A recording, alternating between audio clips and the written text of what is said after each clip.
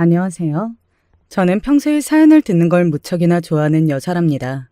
맨날 듣기만 하다가 오늘은 이렇게 직접 신청을 하게 되었네요. 다름이 아니라 저는 바로 가족에 얽힌 이야기를 풀어보고 싶어서 사연을 쓰게 된 것이랍니다. 특히 결혼 생활 대목이 꽤 황당하고 기가 막힌 이야기가 될 수 있겠네요. 그 이전에 제가 어렸을 적에 어떻게 살아왔는지 먼저 소개를 드리면 어떨까 싶은데요.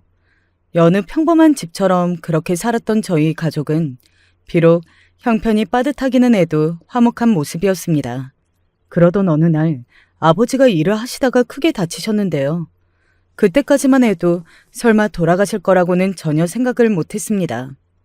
수술을 받으시고 그 다음에 재활을 거치면서 다시 일상을 평범하게 보내게 되실 줄로만 여겼어요. 하지만 병원 측의 황당한 판단으로 인해 아버지는 잘못된 수술을 받고 마셨습니다.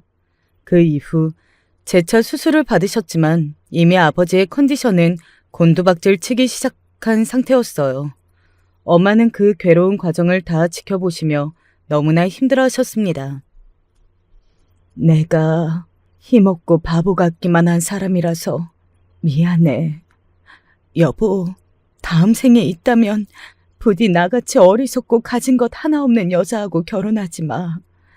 당신처럼 성실하고 책임감 넘치고 매사에 열심히 살던 남자는 나보다 더 좋은 여자를 만나서 결혼을 했어야 했는데 내가 정말 미안하고 면목이 없어.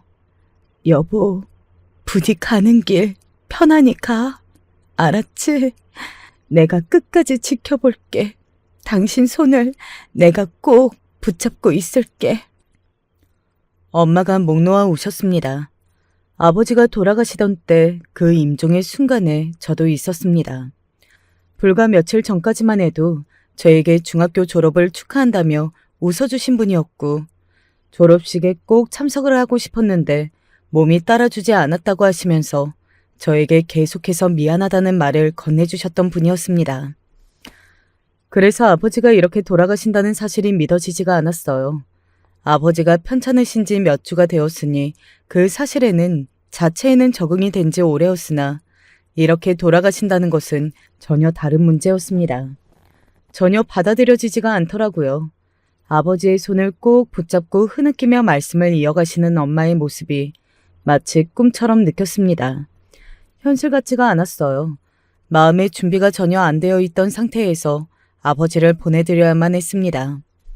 한 가정을 박살내버린 병원 측은 그 어떤 유의미한 보상도 해주지 않았습니다. 힘없고 바보 같은 저희 같은 사람들은 병원이라는 거대한 권력을 상대할 배짱도 능력도 아무것도 없었습니다. 무력해서 비참하더라고요.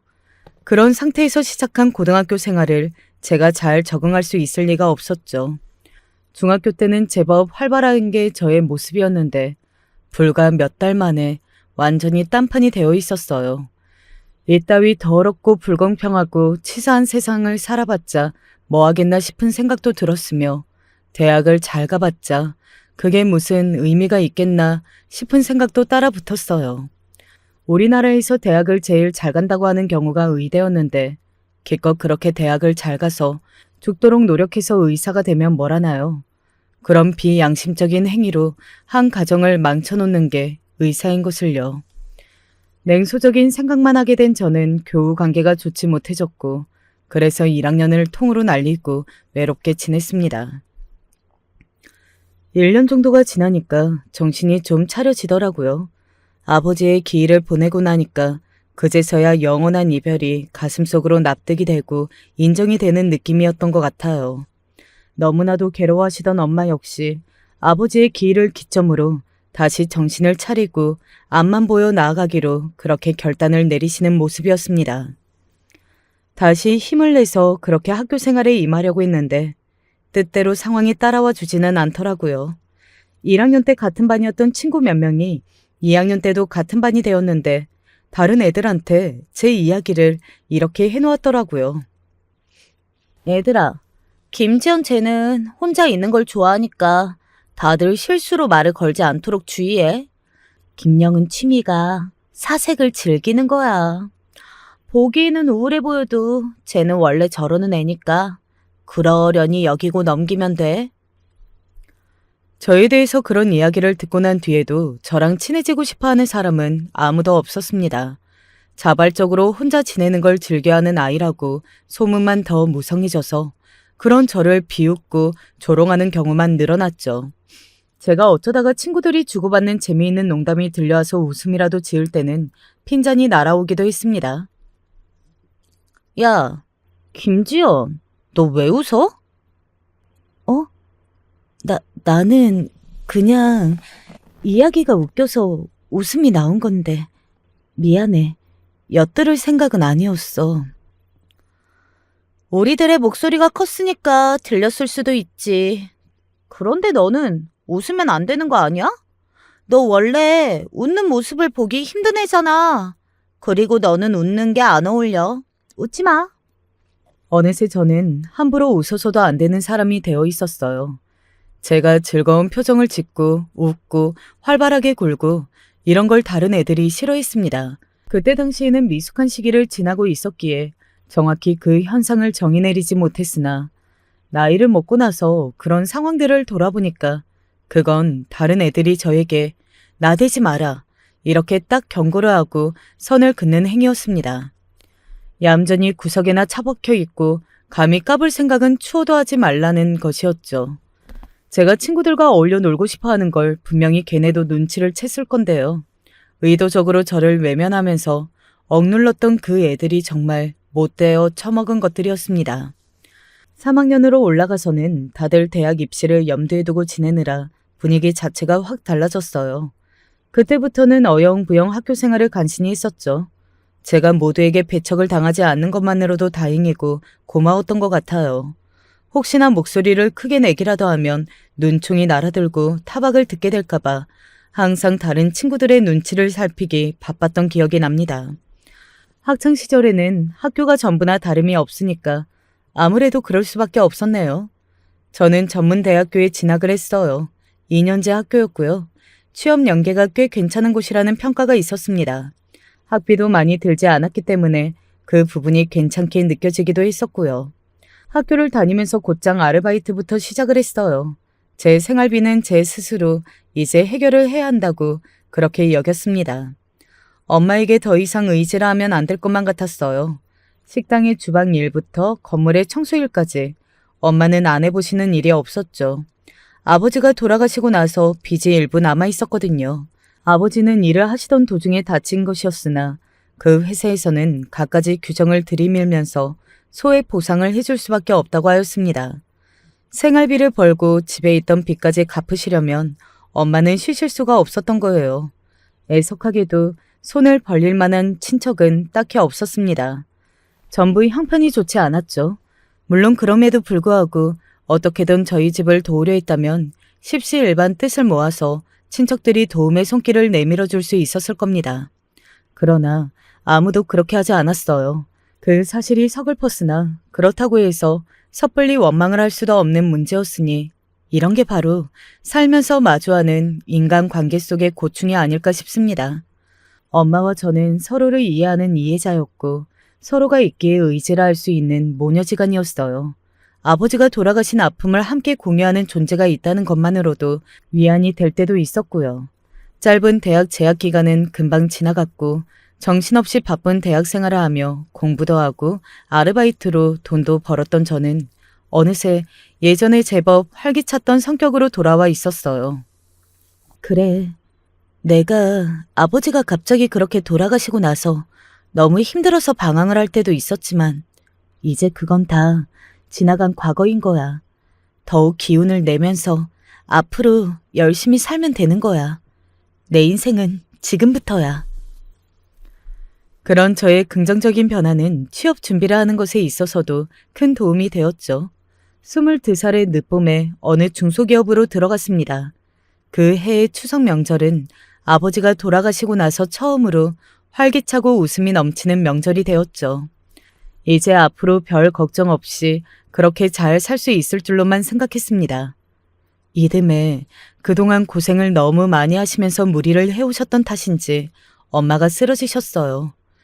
그날 엄마는 밭에 일손이 필요하다는 연락을 받고 일용직으로 일을 하러 나서셨던 참이었습니다. 밭에서 쓰러졌다는 연락을 업무 도중에 받았을 때 얼마나 심장이 철렁 내려앉고 눈가가 시큰해졌는지 몰라요. 내가 정말 부족한 자식이었구나. 내가 못난 딸이었어. 진작에 엄마를 더 살펴드렸어야 했던 건데 엄마가 괜찮다고 하시는 소리만 멍청하게 믿어버렸다니. 아직 멀쩡하다고, 팔팔하다고, 일은 어떤 것이든 거뜬히 해낼 수 있다고 엄마가 그런 소리를 하시는 앞에서 나는 여태 아무 생각 없이 멍청하게 웃고만 있었던 거야.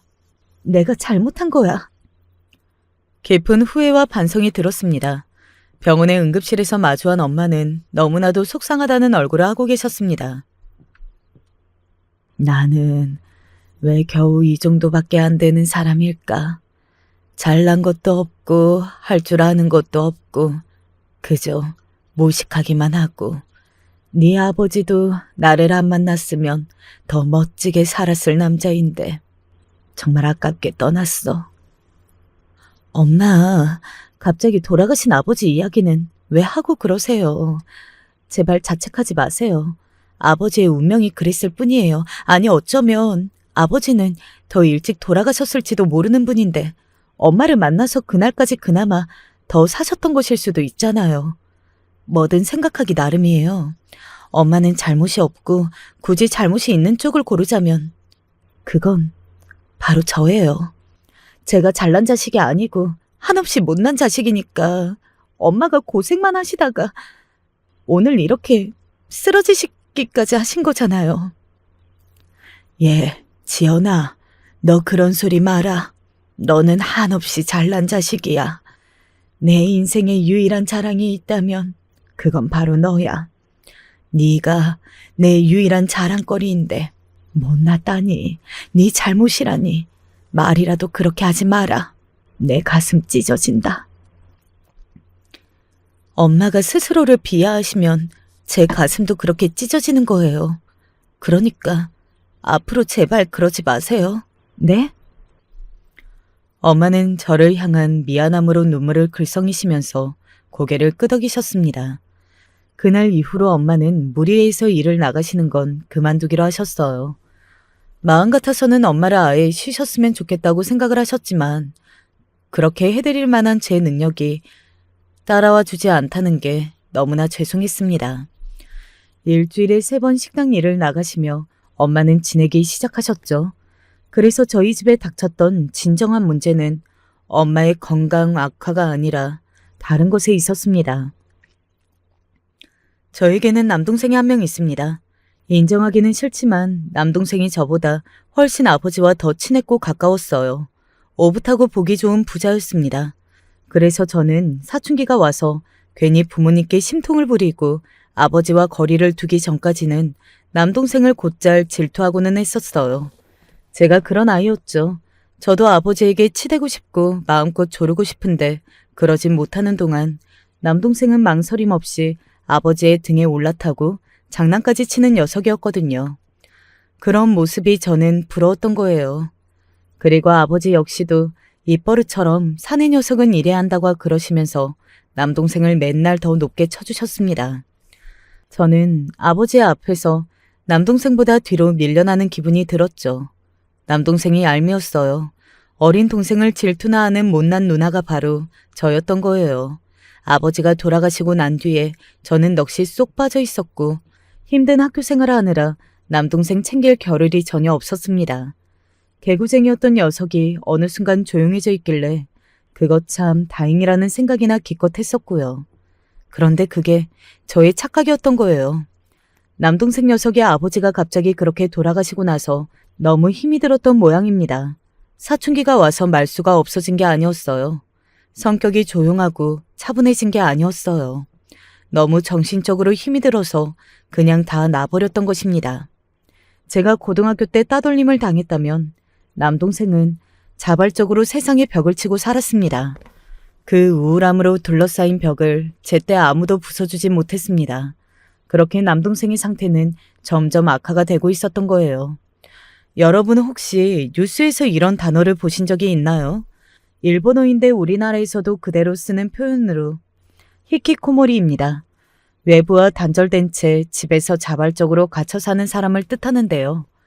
은둔족이라든지 사회적으로 고립이 되어서 집 밖으로 나오지 않는 청년들이라든지 이런 표현을 쓰는 뉴스를 아마 한 번쯤은 보셨을 것입니다. 제 남동생이 바로 뉴스에서 사회현상으로 꼽는 이런 경우에 속하는 사람이었던 거예요. 남동생이 고등학교를 다닐 때까지는 몰랐죠. 심각한 걸 전혀 몰랐다가 대학을 안 가겠다는 소리를 듣고서 엄마와 제가 둘 다 귀를 의심했던 것입니다. 대학을 안 가? 왜? 그럼 대학 안 가고 뭐 할 건데? 몰라. 모르기는 뭘 모른다는 거야. 네 이야기인데 네가 모르면 누가 알아. 대학을 안 가겠다는 건 100번 양보해서 그렇다 치고 그러면 바로 일자리를 구할 거야? 아니, 그럴 생각 없어. 왜 생각이 없는데? 취업할 생각 없어. 그럼 일단 졸업한 대로 아르바이트라도 시작해. 딱히 하고 싶은 게 없으면 일단 아르바이트라도 하면서 돈을 벌고 하고 싶은 걸 생각하고 고민하면 되는 거야. 그때 가서 다시 대학을 가고 싶다고 하면 또 공부를 해도 되는 거고. 내 말이 뭔 뜻인지 알아들었지? 솔직히 머리 끝까지 화가 났었으나 남동생이 힘이라고는 하나도 없는 기색을 하고서는 축 늘어져 있으니까 차마 그 앞에서 험한 소리가 안 나가더라고요. 아버지가 돌아가시고 나서 제가 남동생을 전혀 챙기지 못했던 게 사실이기도 하니까 속으로 미안하다는 생각도 들고 있었고요. 그래서 남동생을 뒤에서 응원해주고 밀어주고 그렇게 해줄 마음이 강하게 있었습니다. 그 정도의 누나 노릇은 거뜬히 해낼 수 있다고 생각을 했었고요. 아니 그런데 이 녀석의 아르바이트를 비롯해서 그 어떤 것도 할 생각이 없었지 뭔가요? 사람이 일을 안 하고 그럼 어떻게 살겠다는 것인지 저는 도무지 남동생을 이해할 수 없었습니다. 처음 1년은 어디 하고 싶은 대로 실컷 해보라는 차원에서 그냥 뒀습니다. 인생에서 다시 돌아오지 않을 20대 젊은 청춘인데 아무것도 안 하고 집에만 틀어박혀 있는 것만큼 바보 같고 멍청한 건 없을 거라고 저는 그렇게 생각했습니다. 집이 대궐같이 넓은 집이라면 또 모를까. 집도 아담하게 이럴 데 없었거든요. 그런데 이 아담한 집에서도 좁은 방에 햇볕도 잘 들어오지 않게 커튼까지 나까지 그렇게 쳐놓고서 남동생이 지냈습니다. 만화책을 보거나 컴퓨터를 하는 게 전부였어요. 1년을 그렇게 허비하면 정신을 좀 차릴 줄 알았는데 아니었습니다. 네 친구들은 전부 대학교에 가서 캠퍼스의 낭만을 즐기고 있는데 너는 그러고 싶어? 도대체 그렇게 사는 이유가 뭐고 목적이 뭔데? 나는 진짜 네가 왜 이러는지 모르겠다. 그냥 나를 좀 내버려 두면 안 돼? 내가 바라는 건 그것 말고는 없어. 그래? 그거야말로 내가 지금 가장 원하는 것 중에 하나야. 너를 그냥 내버려 두는 거. 근데 너 돈 없잖아. 밥은 네 손으로 차려 먹을 줄 알기나 하니? 할 줄 아는 게 없고 하고 싶은 것도 없는 너인데 혼자서 뭘 어쩔 거야. 내가 너한테 없으면 네가 이따위 정신병자 같은 생활을 계속 이어갈 수 있을 것 같아? 아니야. 너는 그것마저도 혼자서는 해낼 수 없어. 누군가가 밖에 나가서 돈을 벌어오고 집안 일을 하고 밥을 차려주니까 네가 이따위 정신 상태로 살 수 있는 거야. 알아? 제발 주제 파악이나 하고 주둥이를 놀려. 제가 그쯤에 직장에서 너무 힘든 일이 있었어요. 겨우 이런 돈을 받으면서 이런 취급을 당하는 곳을 계속 다녀야 하나? 이런 자괴감이 마구마구 들었어요. 그런데 엄마는 일을 하시다가 손목을 잘못 쓰셨는지 손목이 너무 시큰거리고 통증이 밀려와서 밤에 잠도 설친다고 했습니다. 꾹 참고 내색을 안 하시다가 제가 캐물으니까 그제서야 말씀을 해주셨던 것이고요. 얼른 더 나빠지기 전에 정형외과에 가라고 그랬죠. 그러자 엄마는 또 돈 들고 시간 들게 생겼다면서 한숨을 쉬셨습니다. 자책을 하시는 듯 보였어요. 그러고 있었는데 남동생이라는 놈이 방구석에서 아무것도 하지 않고 배나 벅벅 긁으면서 컴퓨터 앞에 앉아있고 그게 아니면 이불을 뒤집어 쓰고 종일 자빠져 누워있으니까 제가 속에서 열불이 안 끓어오를 수가 없었죠. 너무 화가 나서 이제는 못 참겠다 싶어서 남동생한테 쏘아 붙였어요. 남동생은 제 촌철살인 앞에서 말문이 막혔는지 고집스레 입을 꾹 다물 뿐 대꾸를 못하더군요. 자기도 양심이 있고 생각이 있으면 반박할 거리가 없었겠죠. 그런데 갑자기 엄마가 다가오셔서 제 팔을 잡아 끄셨습니다. 지연아, 너 네 동생한테 왜 그래? 말을 왜 그렇게 심하게 내뱉어? 네 동생이 받을 상처는 생각 안 해? 엄마, 제발 이러지 마세요. 엄마가 중간에서 자꾸 이렇게 구시니까 저 녀석이 누울 자리를 보고 다리를 뻗는 거잖아요. 막말로 먹을 거 하나 없고 잘 공간이 없으면 저 녀석이 계속 저러고 지냈을까요? 믿는 구석이 있으니까 저러는 거예요. 너는 바쁘게 직장을 다니느라 잘 모르는 거야. 제가 뭘요? 도대체 뭘 모르는데요? 네 동생 좀 불쌍히 여겨라. 응? 불쌍한 애야. 네가 그렇게 혼내고 다그치면 안 돼. 남동생이 저를 화가 나게 만들었다면 엄마는 저를 환장하게 만들었습니다. 마음 같아서는 남동생에게 돈 1원 한 장도 안 가게 하고 싶었어요. 그래야 사람답게 살 것 같았으니까요. 하지만 엄마의 생각은 달랐습니다. 아버지가 돌아가시고 나서 남동생이 그 지경으로 힘들어하면서 우울해하느라 땅을 파고 들어갔다는 걸 너무 뒤늦게 알아차려서 엄마는 그게 미안해서 어쩔 줄 몰라 하셨어요. 진작에 남동생의 아픔을 알아줬다면 그때 보듬어주면서 같이 앞으로 나아갔을 텐데 그러지 못했고 남동생 혼자서 방치가 되느라 상태가 이 지경까지 온 것이라고 엄마는 그렇게 보셨습니다. 따지고 보면 엄마의 주장이 아예 틀린 것도 아니었기에 저도 정말 착잡했죠. 누나로서 미안한 점도 정말 많았어요. 하지만 그게 하루 이틀이고 한두 번이어야지 매번 이러니까 저도 사람인지라 지쳐갔습니다. 남동생 때문에 제가 저절로 성질이 더러워지는 것만 같았습니다. 속에 화가 쌓여갔으니까요. 즐거운 일이 생겨도 집구석에 처박혀 있는 남동생이 떠오르면 입가에 웃음이 사라졌고 엄청 맛있는 음식을 먹어서 좋은 순간에도 남동생의 밥을 차려주면서 한숨을 내쉬는 엄마의 얼굴이 떠오르는 순간에 그 맛있는 음식이 속에서 얹히는 느낌이 들었습니다. 잘나게 살아오지는 못했어도 열심히 제가 부릴 수 있는 성실함을 다 불어가면서 그렇게 살아왔건만 남동생이라는 걸림돌이 생긴 것이 억울하기도 하였네요. 그런 남동생을 내치지 못하시는 엄마 때문에 속상한 건 말로 다 표현할 수 없었고요. 그런데 사람이 정말 무서운 게 뭔지 아시나요? 익숙해진다는 거예요. 아버지가 그렇게 돌아가셨다는 것을 절대 받아들일 수 없었지만 어느 순간 그 부재가 자연스러워졌던 것처럼 남동생의 기행도 그러했습니다. 한 5년 정도 되니까 정말 익숙해지더라고요. 아, 내가 헛된 꿈을 꾸었던 것이구나. 저 녀석이 정신을 차리고 밖에 나가서 사회생활을 한다는 것은 이번 생에는 있을 수가 없는 일이겠구나. 이런 생각을 저는 어느새 하고 있었습니다. 저는 어쩌다가 좋은 이직 기회가 생겨서 그쪽으로 일자리를 옮기면서 자취 생활을 하게 되었어요. 이제 집에는 엄마와 남동생뿐이었는데요. 차라리 엄마는 저에게 혼자 나가 살게 된 것이 잘 됐다고 그러셨습니다. 남동생 때문에 제가 매일같이 스트레스 받는 걸 앞으로는 덜하였으면 좋겠다고 하셨어요.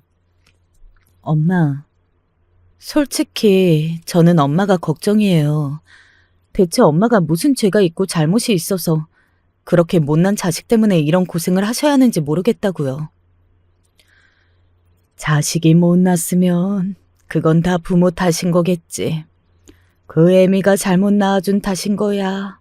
내 책임이니까 내가 끝까지 지고 가련다. 지연이 너는 새로 직장 옮긴 데서 앞으로 더 잘해봐라.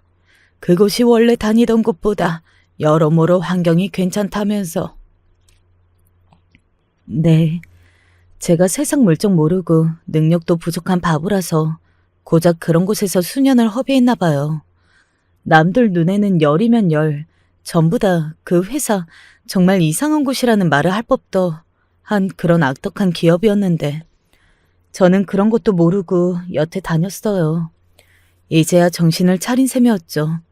경력을 쌓기에는 훨씬 더 나은 곳으로 가게 된 거니까. 엄마도 그렇게 아시고 혹시나 제 걱정은 하지 마세요. 우리 딸은 엄마보다도 진작에 훨씬 나았으니까 걱정은 안 해. 그런데 다만 네가 얼른 짝을 만나서 결혼을 했으면 싶은 생각은 드는구나. 이 사람이다 드는 남자가 있으면 꼭 놓치지 말고 얼른 결혼해라. 알았지? 엄마가 왜 저에게 결혼 이야기를 하시는지 알 것만 같았습니다. 저만의 가정을 만들어서 엄마라든지 남동생 같은 이런 가족의 문제에서 제가 벗어나기를 원하시는 것이었죠. 굳이 그런 말씀을 안 하셨음에도 저는 그게 느껴졌어요. 평생 고생만 해오신 엄마가 너무나도 안쓰러웠고 한없이 죄송하다는 심정으로 집을 떠났습니다. 제 인생은 어쨌든 살아나가야만 했으니까요. 앞을 보고 나아가자는 다짐을 다시금 강하게 떠올리면서 새로운 곳에서 새로운 일을 시작했고 새로운 인연 또한 만났습니다. 남편하고는 딱 1년을 만났고요. 만난 지 1년 6개월이 되던 날짜에 결혼식을 올리고 부부가 되었습니다. 남편이 저랑 만나기 직전에 시아버지께서 돌아가셨어요. 오래 투병을 하신 끝에 영면에 드신 것이었죠. 오래 편찮으셨고 그래서 돌아가실 것도 진작에 알고 있었고 마음의 준비까지 다 되어 있었는데 그런데도 막상 아버지가 돌아가시니까 너무 괴롭고 허무하더라. 남편의 이야기가 무슨 이야기인지 저는 정확히 알 수 있었어요. 저 또한 부친상을 겪어본 입장이었기에 공감이 갔죠. 그런 유대감으로 저희는 무척 가까워진 사이였습니다.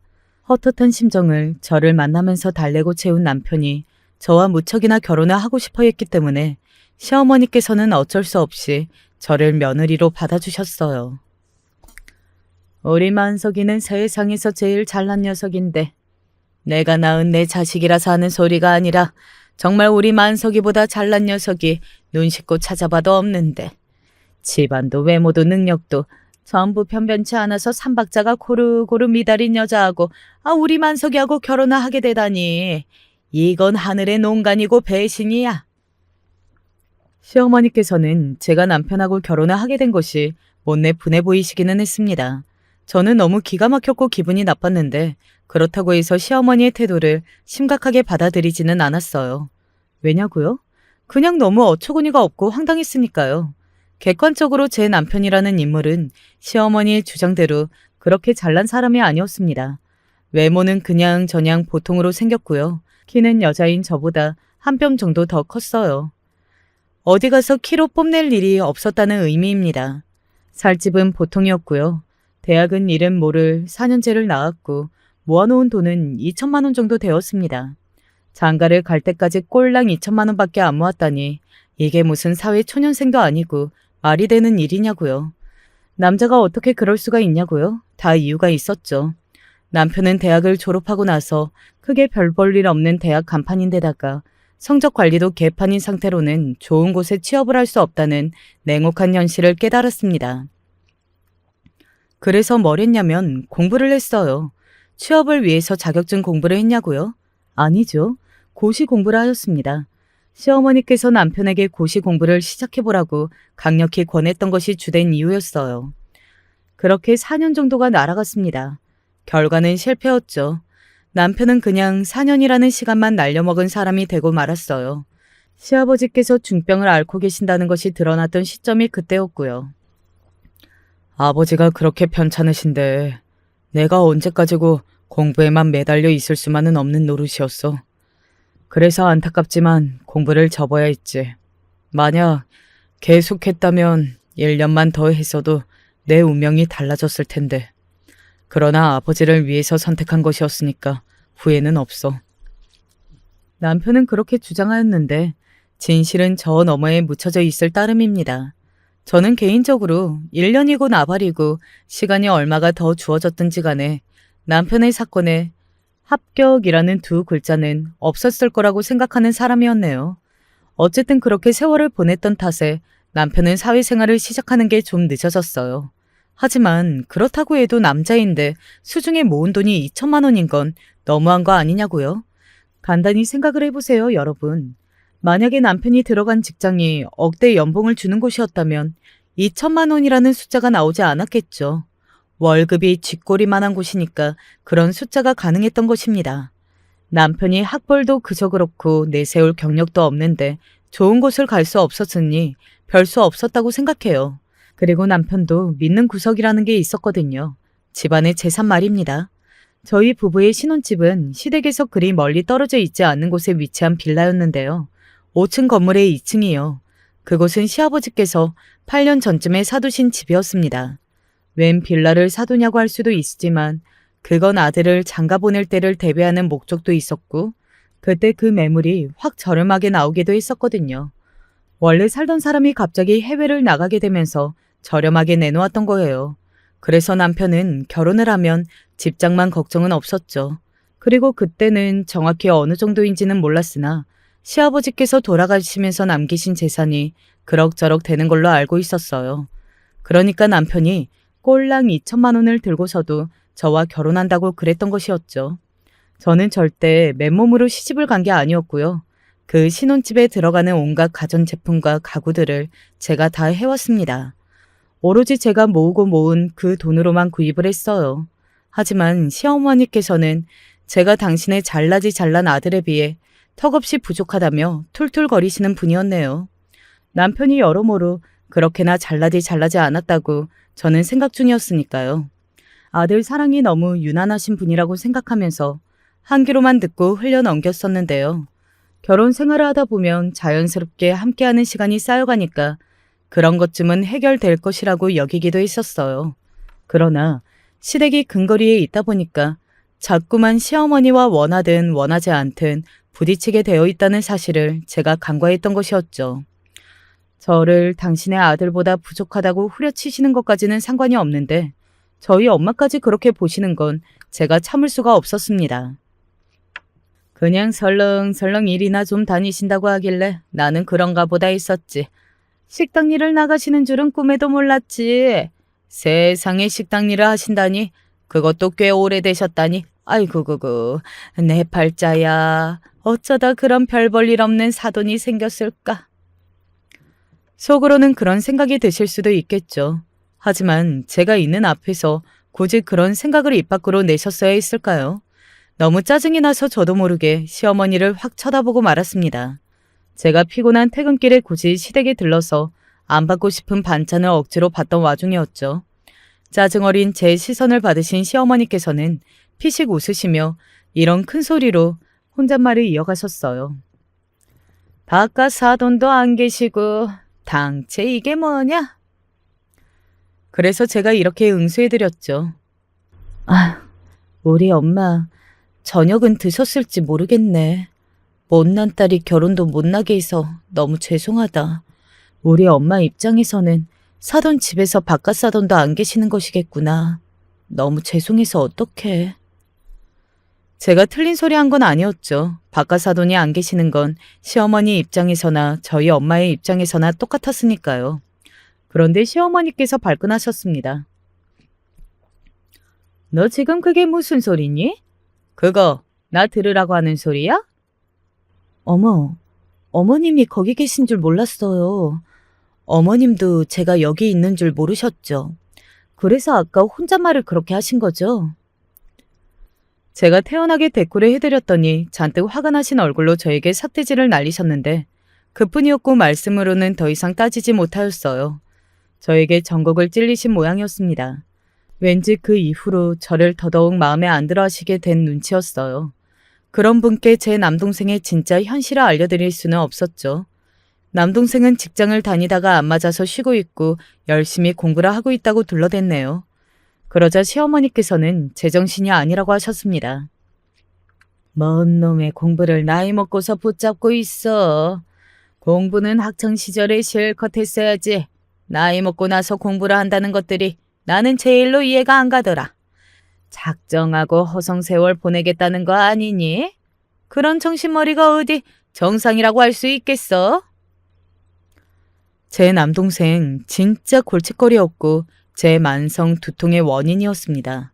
하지만 그래도 제 동생이었어요. 시어머니께 흉을 보여도 아무렇지 않은 그런 존재가 아니었습니다. 제가 가만히 있을 수 없어서 받아쳤어요. 근데 어머님 아들도 공부하겠답시고 나섰다가 4년이나 까먹었잖아요. 그러자 시어머니의 목이 빨개지기 시작했습니다. 크게 한 소리 들을 것 같아서 제가 얼른 그 자리를 피했었죠. 이런 고부관계가 당최 어떻게 흘러갈지 저로서는 한숨만 나오는 일이었습니다.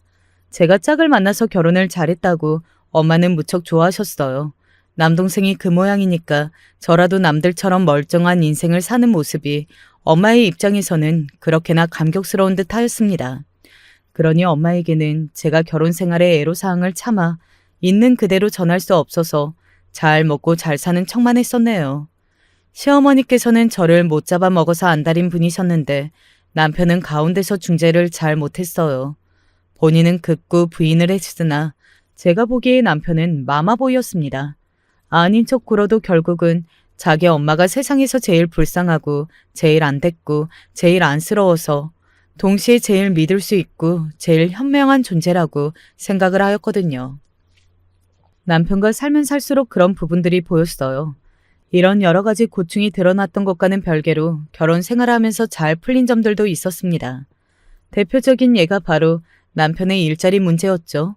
저와 결혼하고 나서 3개월 정도 지났을 때 난데없이 남편이 회사 내에서 일이 잘 풀리는 바람에 승진을 했습니다. 코딱지만한 회사이기는 해도 그 안에서 승진을 한 게 어쨌든 좋은 일이었죠. 그로부터 5개월 정도가 다시 지났을 무렵에 남편은 대학 선배에게서 한 통의 연락을 받았습니다. 자기가 아는 사람하고 회사를 작게 차렸는데 혹시 와서 일을 하지 않겠냐는 제의였어요. 시어머니께서는 펄쩍 뛰셨고요. 대가리에 총 맞지 않는 이상 그런 선택은 절대로 하면 안 된다. 근본도 없는 이상한 신생 회사에 갔다가는 죽도 밥도 안 될 거라고 보셨습니다. 남편도 그건 맞는 말이라며 고개를 끄덕였는데요. 제 생각은 달랐어요. 그런데 지금 있는 곳에서도 미래를 찾는 건 어렵지 않아? 전망이 밝지는 않잖아. 차라리 이럴 때 옮겨서 손발이라도 잘 맞는 사람들하고 일을 해보는 건 어때? 그리고 스카우트를 받아서 일을 해보았다는 경력이 나중에 엄청난 쓸모를 발휘할지도 모르는 일이니까. 제 말에 남편이 솔깃했습니다. 자기를 잘 알아주고 대우를 해주는 곳에 가서 일을 해보고 싶다는 생각이 남편의 내면에 있었던 거예요. 그때 마침 시어머니께서 지인들과 어디를 놀러 가셨다가 음식을 잘못 드시고 전신에 두드러기가 나는 둥 며칠 내리 고생을 하셨어요. 남편은 그 틈을 타서 이직을 결정하게 되었고요. 저 때문에 당신의 아들이 이제 쫄딱 망하게 생겼다면서 시어머니께서는 저에게 원망을 쏟아내셨죠. 아주 대단한 곳을 다니고 있었다면 모를까. 딱히 그런 것도 아니니까 쫄딱 망할 일도 없을 것 같은데요. 제가 솔직하게 생각을 밝혔다가 하마터면 시어머니께 뺨을 맞을 뻔했습니다. 손을 치켜드시더라고요. 사람을 때리려 하시다니. 그때 너무 놀랍고 실망했고 아무튼 복잡한 기분이 들었던 것 같아요. 그리고 남편은 제 조언을 받고 옮긴 곳에서 즉시 승승장구하기 시작했습니다. 그곳이 예상 밖으로 가파른 성장세를 보인 거예요. 남편은 저에게 고맙다고 하였으나 시어머니께서는 저를 모른 채 하시며 입을 싹 닦으셨습니다. 모든 게 결단을 잘 내린 남편이 이뤄낸 것이지 그 과정에서 제가 이룬 건 아무것도 없다고 보셨고요. 그리고 얼마 뒤 제가 원인 모를 이명 증세가 심하게 생겨서 일을 그만두게 되었어요. 누적된 스트레스 때문이라는 추측만 있었습니다. 게다가 직장 내에서는 그때 이모저모가 많았거든요. 너무 힘이 들어서 그만둘 수밖에 없었어요. 사람 낳고 일 낳지 일 낳고 사람 난 건 아니라고 봤거든요. 괜히 무리를 했다가 사달이 날 수 있음은 과거에 엄마가 쓰러지셨던 일화만 떠올려 봐도 알 수 있었고요. 남편이 이제 전보다 벌이가 훨씬 좋았으니 제가 일을 안 다녀도 가게에 부담이 갈 일은 없었습니다. 하지만 시어머니께서는 몹시도 배가 아파하셨어요. 우리 만석이가 쇠가 빠지게 고생하며 벌어온 돈으로 저게 혼자 집구석에서 즐기면서 유유자적하게 지내고 있다니 이럴 수는 없는 거야. 제 덕에 남편이 잘 나가게 된 것임을 시어머니께서는 죽었다 깨어나도 인정을 안 하셨기에 제가 무조건 염치 없이 누리기만 하고 민폐만 끼치는 존재라고 보셨던 거예요. 시어머니와 고부 갈등의 골이 걷잡을 수 없이 깊어지기만 하는 것 같아서 저는 결혼 생활이 행복할 수가 없었어요. 즐거운 일이 있어도 맛있는 음식을 먹어도 제 머릿속에 떠오르는 순간 제 기분을 가라앉게 만들었던 남동생처럼 결혼 생활에 있어서 시어머니의 역할이 딱 그랬습니다. 남편과는 너무 괜찮다가도 시어머니 때문에 가끔 한 번씩 찬물이 확 끼얹어지는 기분이 들었어요. 중간에서 남편이 역할을 잘하는 것도 아니고 가까이 사니까 시어머니와 선을 딱 긋고 사는 것도 힘들었죠. 제가 몸이 안 좋아서 퇴사를 한 것을 두고 엄마는 많이 걱정을 하셨습니다. 엄마에게 심려를 끼쳐드리고 싶지가 않았어요. 그것은 사양이었으니까요.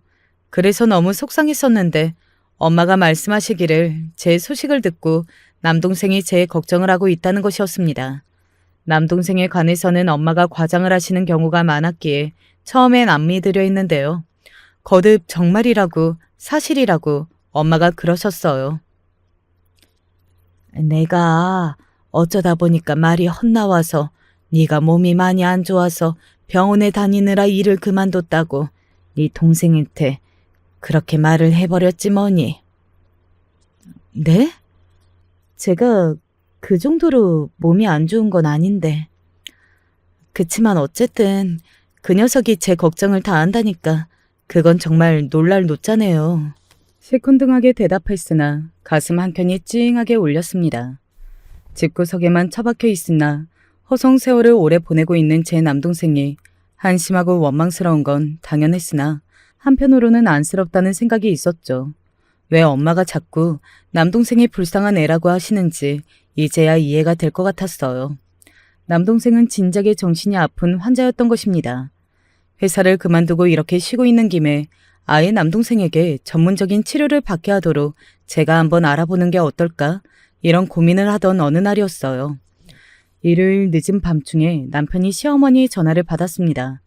원래 같으면 다음 날 우리 아들 출근해야 하니까 1분이라도 더 자야 한다면서 그리 여기실 뿐이었는데 말이죠. 좀 이상했어요.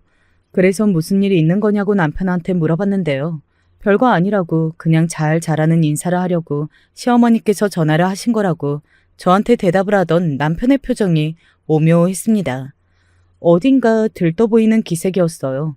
정말 희한한 일 다 보겠다며 저는 그리 생각을 하고 말았었는데 이틀 뒤 그 이유를 알았습니다. 시어머니께서 저에게 남편과 이혼을 하라고 하셨어요. 제가 너무 마음에 안 들어서 도저히 안 되겠다고 그러셨습니다. 제가 기등으로도 안 들었죠. 그랬더니 부하가 치미셨는지 홧김에 이실직고를 하셨던 거예요.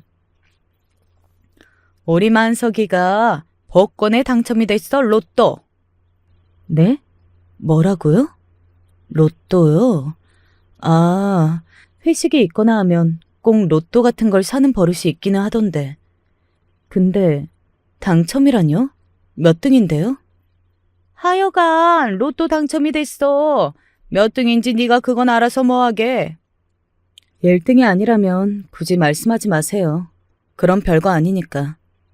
저는 일부러 대수롭지 않게 굴었습니다. 유도에 내기 위한 연기였죠. 그러자 시어머니께서 걸려드셨어요. 1등 맞거든. 우리 만석이가 산 로또가 1등에 당첨됐어 이거사. 그런데 너 같은 걸 계속 끼고 살아야겠니? 내가 처음부터 너는 마음에 안 들었어. 만석이한테도 너랑 이혼하라고 말을 다 해놨고 어제부로 이야기 끝났으니까 너는 그런 줄 알고 이혼이나 해라. 로또 1등이라니 믿어지지가 않았죠. 살면서 복권에 당첨됐다는 사람 자체를 주변에서 본 적이 없었으니까요. 그런데 제 남편이 1등이라니 놀라서 말문이 막혔습니다. 간신히 진정하고 입을 열 수가 있었네요. 그걸 알았는데 제가 이혼을 하겠나요? 어머님은 저를 뭘로 하시는 거예요? 아, 예. 너 그러면 안 되지. 너도 너를 하나도 안 사랑하는 남자랑 살면 불행하지 않겠어? 시어머니께서 거품을 물며 난리 바가지를 치셨고 저는 머리가 너무 아프고 어이가 없어서 일단 남편하고 대화를 해봐야겠다고 말씀을 드렸습니다. 남편한테 물어보니까 로또 당첨된 게 맞다고 하더군요. 서울 올라가서 1등 당첨금 수령할 계획이고 세금 제하고 아마 15억 정도 받을 것 같다고 하였습니다. 그 돈으로 다른 건 안 하고 우리 엄마 그냥 드릴 거야.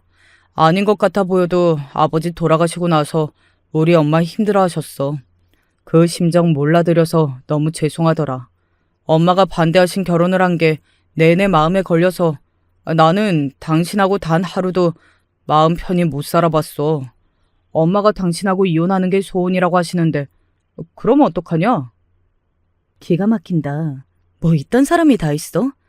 아니, 전부 다 떠나서 로또 1등 당첨됐는데 이혼하자는 거 진짜 양심 없는 거 아니야? 근데 이거 내가 당첨된 거잖아. 당신이 한 거 아니잖아. 제 앞에서 미안하다며 눈물까지 글썽이던 남편이 버럭 소리를 그렇게 질렀을 때 저는 문득 남동생 생각이 났어요. 저도 지금 이따위 결혼 때문에 허송세월을 보내고 있는 게 아니라는 보장이 어디에 있을까 싶더군요. 솔직히 결혼 생활에 미련 따위 없었고 그게 제 본심이었습니다. 그래, 알았어. 이혼해 줄 테니까 돈이나 내놔. 얌전히 이혼해 주는 거니까 당연히 내 몫을 줘야 하는 거 아니야? 3억은 줘야지. 일단은 숫자를 그냥 던져봤어요. 그러자 남편이 주춤하더니 엄마한테 여쭤봐야 한다는 마마보이 같은 반응이나 보이더군요. 남편에게 이야기를 들으신 시어머니께서는 이를 악무셨습니다. 연금이 있는 거 박박 끌어다가 최선을 다해 마련하면 1억까지는 어떻게 해보겠다. 그런데 그 이상은 못 줘. 없어. 그러세요? 그러면 그거 당장 주실 수 있나요? 그러면 저도 당장 이혼하겠습니다. 더럽고 치사해서 하루라도 빨리 이혼해야겠다는 생각이 지금 들고 있어서요. 이런 제 마음이 바뀌기 전에 빨리 돈 주세요. 저의 싸늘한 목소리에 시어머니께서는 서두르셨습니다. 어딘가에 막 전화도 하시더군요. 돈 때문이었죠. 그러더니 1억을 마련해서 저한테 보내주셨어요. 그걸 확인하고 저는 바로 이혼 도장부터 찍었습니다. 거지 같았던 결혼 생활의 막이 내렸습니다. 엄마한테는 시어머니의 괴롭힘과 남편의 바람기 때문에 고통을 받았고 그래서 위자료 받고 이혼했다고 둘러댔어요. 이제 돈도 시간도 있겠다. 남동생에게 전문적인 치료를 받게 할 차례였습니다. 그리고 작은 가게 자리를 바로 알아봤어요. 엄마가 식당 일이 적성에 맞아서 그걸 하시는 것도 있었거든요. 그래서 작은 식당을 차려드릴까 싶었어요. 그러던 중에 시어머니께 연락이 왔습니다. 예, 미안하다. 우리가 잘못했다. 너 다시 돌아와주면 안 되겠니? 우리 만석이가 지금 난리도 아니야. 죽겠다 그런다. 어쩌면 좋아. 오시는 목소리였습니다. 왜 그러시냐고 했죠. 갑자기 이러시는 이유가 있을 거 아니에요. 그게 내가 우리 만석이가 나 보러 들렀다가 놓고 간 로또 용지를 보고 맞춰봤던 것인데 내가 날짜 확인을 잘못했다. 지난주 거를 잘못 보고 내가 번호를 맞춰봤던 거였어. 네? 그러니까 한마디로 로또 당첨이 아니었던 건가요? 시어머니께서 엉엉 우셨습니다. 엉뚱한 착각으로 이혼해 1억 지급에 완전히 삽질을 하신 것이었죠. 이혼 전에 당첨금을 수령하면 혹시 제가 저의 몫을 주장할까봐 느긋하게 당첨금을 찾으러 발걸음을 옮겼던 두 사람은 아마 그 자리에서 기절을 하고 싶었을 것입니다. 뭐 이런 일이 다 있나 싶어서 헛웃음이 나왔죠. 죄송하지만 안 돌아간다고 답변을 드렸더니 돌변하시면서 1억이라도 내놓으라고 하셨습니다. 너무하시네요. 제 입장에서는 받으면 그냥 끝인 돈인데요. 왜 드려야죠? 그리고 집에 빚이 있어서 갚은 거에 썼고요. 또 제 동생이 사실은 많이 아파요. 대학도 안 갔고 취업한 적도 없고 공부한 적도 없어요. 정신병이 심한데 돈이 많이 들까봐 치료도 못 받았었죠. 그런데 이번에 큰돈이 생긴 덕분에 감사하게도 치료를 받는 중이랍니다. 진실에 거짓을 섞어서 말씀을 드렸고 시어머니께서 울부짖는 소리가 들려왔어요. 뭐야? 이런 미친 상놈의 집안 같은 이라고. 욕을 하시다가 뒤로 넘어가는 소리가 들렸고 저는 얼른 전화를 끊고 번호 차단을 했었죠. 남편도 저한테 다시 받아달라고 연락을 했었어요. 1억은 필요 없으니까 그냥 다시 부부로 살아주기만 하면 된다면서 애걸복걸 하더군요. 저를 바보라 아는 모양이었어요. 당연히 거절했습니다.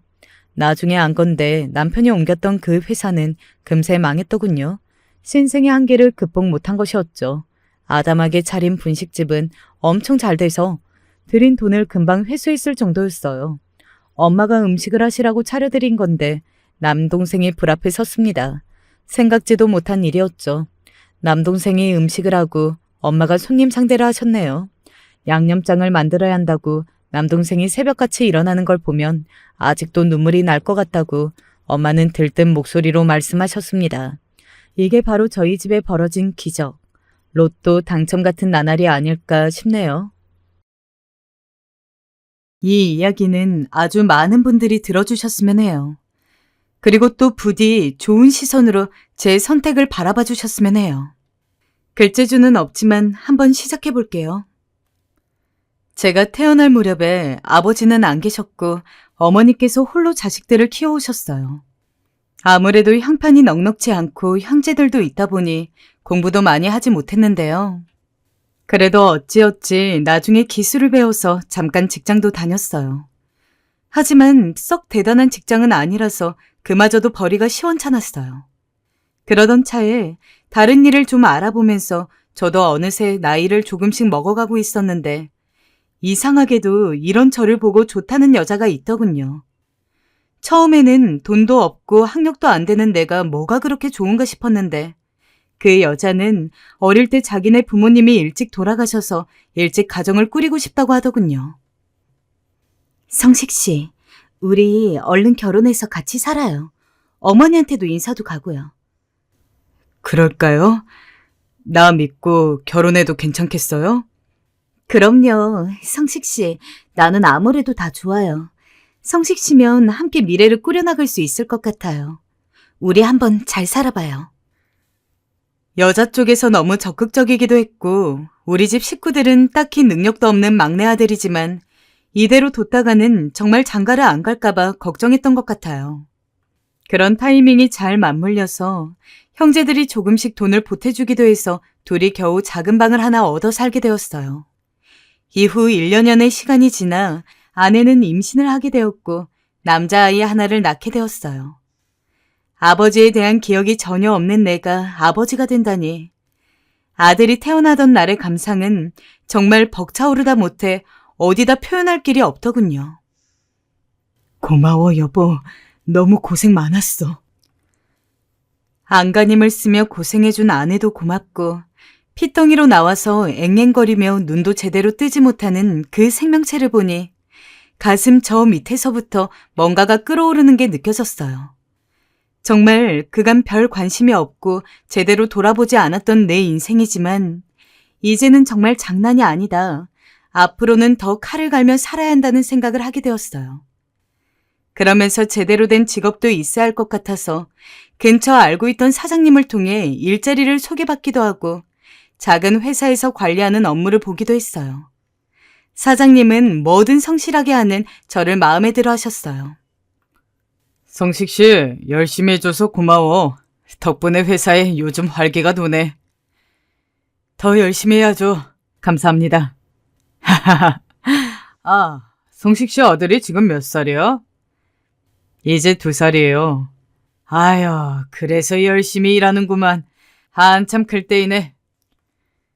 제가 열심히 일하는 건 오로지 가정 때문이었죠. 저만 보고 있는 아내와 아들을 위해서는 못할 게 없었어요. 그래서 나름 제 수준에서는 생활비를 당신 모자라지 않게 아내에게 주었다고 생각해요. 아내도 늘 고마워하면서 받았고 돈을 갖다 줄 때마다 맛있는 찌개와 돼지고기를 잔뜩 삶아서 항상 든든하게 차려주었거든요. 그런데 어느 날 너무도 충격적인 일이 벌어졌습니다. 인생이란 놈이 원래 그런 건지 제 인생만 이런 건지 갑자기 아내가 나와 아들 앞에서 사라져버렸거든요. 그냥 아들을 잘 부탁한다는 내용만 있었을 뿐 저에게 어떤 말도 없는 쪽지만 두고 말입니다. 사람이 너무 충격을 받으면 말도 안 나오고 그 상황에서 이 다음으로 어떻게 나아가야 할지 판단이 안 서나 봅니다. 주인집 아주머니 댁에 가서 이런저런 사정 설명을 하며 아무런 방법도 뭣도 없는 하소연을 했는데 그때 충격적인 이야기를 듣게 되었어요. 내가 자네한테 진지게 말을 해줄 걸 그랬네. 난 또 괜히 부부 사이에 끼어드는 꼴이 될까봐 말을 아끼고 있었는데 말이야. 실은 말이야, 우주 엄마가 어느 날부터인가 몰래 외출을 하더라고. 아들을 나한테 맡기고. 그래서 어느 날은 따라가 봤는데 어린 남자랑 팔짱을 끼고 있더라니까. 너무 놀라서 금방 돌아와 버렸는데 그냥 아무 말 안 하고 입 다물고 있었지. 아유, 성식 씨 어쩌면 좋아, 이 일을. 네, 아내는 그냥 나와 아들 앞에서 사라진 게 아니라 본인보다 더 몇 살 어린 동네 남자랑 바람이 났더군요. 그것도 저만 모르고 있었어요. 살기가 싫었습니다.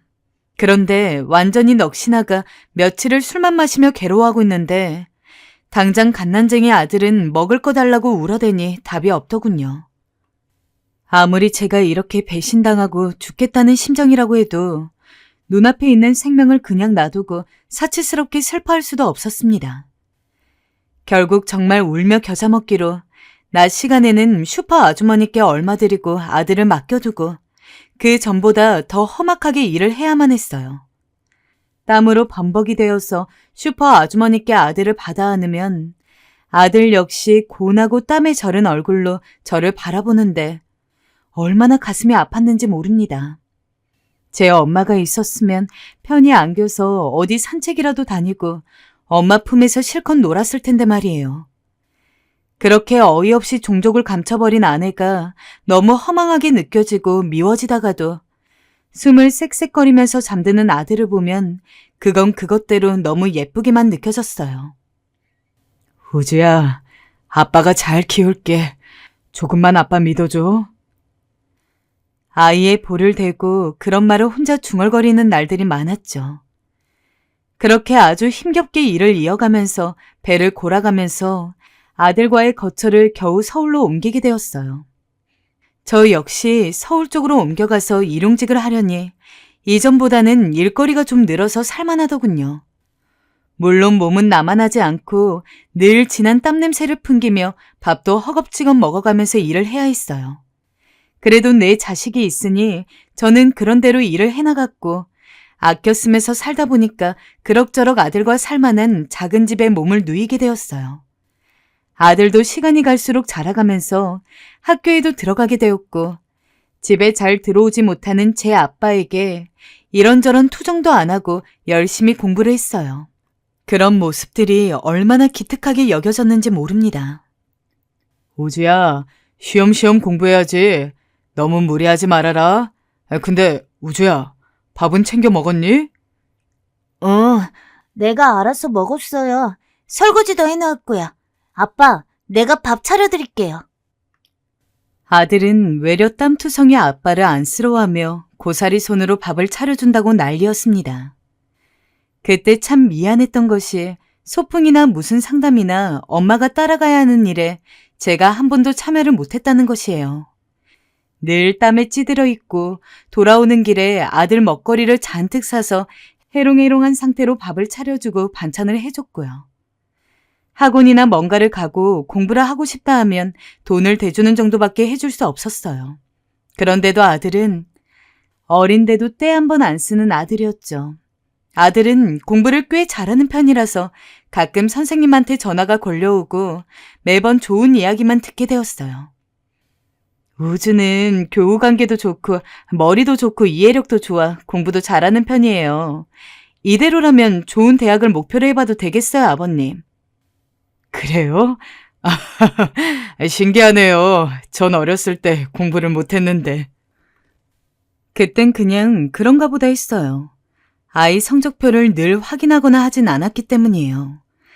아이한텐 뭐니 해도 중요한 건 건강이고 얼마나 행복하냐이지 성적이 다가 아니라고 생각했으니까요. 허나 아들은 그런 제 생각과는 달리 바락바락 애를 쓰며 공부를 하곤 했어요. 뭐 저렇게까지 하나 싶을 정도로 말이죠. 그러다 결국 내 아들이 일을 치더라고요. 바로 당당하게 의대에 합격해버리고 그 길로 의사의 길까지 큰 풍파를 겪지 않고 쭉쭉 이어서 가게 된 것이었어요. 우리 아들 정말 대견하구나. 아비가 딱히 해준 것도 없는데 뭐라 해야 할지 모르겠다, 아들. 아니에요, 아버지. 그간 학비 대주시고 도와주셔서 감사합니다. 고맙긴. 우리 기념으로 오늘 고기라도 먹으러 가자꾸나. 아들이 대학에 합격한 날 저는 아들을 데리고 고기를 먹으러 갔습니다. 마음으론 더 맛있는 걸 사주고 싶었지만 이거라도 아들 입에 넣어주며 제 마음을 표현하고 싶었죠. 잘 자라줘서 고마운, 한없이 고마운 그런 마음이요. 당시 저는 노가다를 하면서 일을 해오던 중 이제 몸이 슬슬 축나 일을 좀 쉬고 싶었으나 갑자기 아들 학비 생각도 나고 아직 아들이 장가를 안 갔으니 좀 더 해야 되겠더군요. 그래서 몸이 죽어나라 또 일을 하게 되었어요. 아이고, 나이도 있으면 그만 좀 하지. 그러다 몸 축나겠어. 우리 나이에 몸도 사릴 줄 알아야 해. 네, 적당히 할게요. 가끔 가다가 밥을 먹으러 가는 식당 아줌마께서 제게 걱정 어린 얼굴로 이런 말을 하시곤 했지만 저는 조금이라도 몸이 성할 때 하루라도 일을 더해 돈을 더 벌고 싶은 마음뿐이었어요. 그게 내 아들한테 도움이 되는 길이니까요. 아들은 대학까지 무사히 잘 마쳤고 그중 몇 번은 장학금까지 받아 이 아비를 기쁘게 해주더군요. 아버지, 이번 학기는 돈 안 대주셔도 돼요. 하면서 소식을 전해오는데 이 녀석이 자기 아빠 고생 안 시키려고 열심히 공부했을 거 생각하니 눈물이 앞을 가리더라고요. 그렇게 제 아들이 의대를 졸업하니 주변에선 더할 나위 없이 절 부러워했어요. 우주 아빠는 좋겠어. 혼자 몸을 아들을 의대에 보내고 말이야. 대단해, 대단해. 둘이 키워도 못하는 일을 우주 아빠 혼자 해냈네 그려. 그러게 말입니다. 근데 저는 한 게 없어요. 우리 아들이 다 알아서 했죠. 솔직히 말하면 그런 칭찬도 듣기 싫지 않았어요. 어쨌건 자식 잘 키웠단 칭찬이니까요. 그러고 나니 이제는 아들이 장가만 가면 되겠다 싶더군요. 그럼 이제 저도 아들에 대해 더 걱정할 게 없을 것 같았어요. 그런데 어디 내놔도 빠지지 않을 아들이 30이 되어도 여자 얘기를 도통 꺼내질 않더군요. 의사 생활이 바쁜 건 알지만 그래도 아들이 하루하루 나이를 먹어가니 마음이 초조해지더군요. 우주야, 아버지에게 소개시켜주고 싶은 여자 없냐? 만나는 여자 없어? 없어요, 아버지. 그래. 제가 실망한 기색을 내비쳐도 아들은 그저 없다는 대답만 일관했어요. 아들은 심지어 결혼에 딱히 뜻이 없다며 지금 이 생활에 만족한다는 말을 하더군요.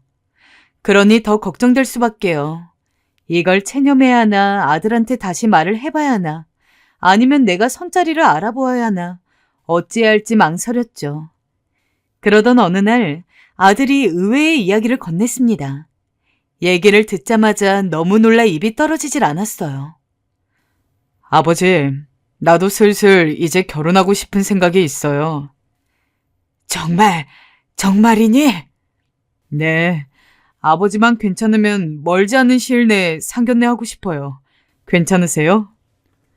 잠깐 숨을 가다듬은 다음 자세한 이야기를 물어봤어요. 아들은 꽤 갑작스럽게 결혼 얘기를 꺼냈어요. 나름 확신이 있던 건지 상대 쪽 아가씨와도 진지하게 말을 했다고 하고 저만 괜찮으면 멀지 않는 시일 내에 상견례를 하겠다는 것이었어요. 너무 갑작스럽게 일이 진행되는 것 같아서 당황스러웠지만 그래도 기다리던 소식이라 저는 아들을 얼싸안고 잘했다 했어요. 그래, 잘 생각했다. 얼른 자리 잡아야지. 내가 아가씨는 언제 볼 수 있는 거냐? 상견례 때 보면 되죠. 상견례 때 아버진 직접 얼굴도 보고 얘기도 한번 나눠보고 싶기도 한데 집으로 한번 데려오기는 좀 그런가? 네, 그건 좀 부담스러울 것 같아요. 그냥 상견례 때 얼굴 보는 게 좋겠어요. 그래, 알겠다. 뭐 어쩔 수 없지. 그럼 그리하자. 솔직히 아이를 혼자 키운 만큼 저는 한번 우주의 여자친구를 만나보고 싶었어요. 저한테 이제 며느리이기도 하고 사실 상견례 전에 인사하러 올 수 있잖아요. 근데 아들 말로는 며느리 쪽이 부담스러워한다 하더라고요. 그래서 어쩔 수 없이 아쉬움을 뒤로하고 상견례 날만 기다렸죠.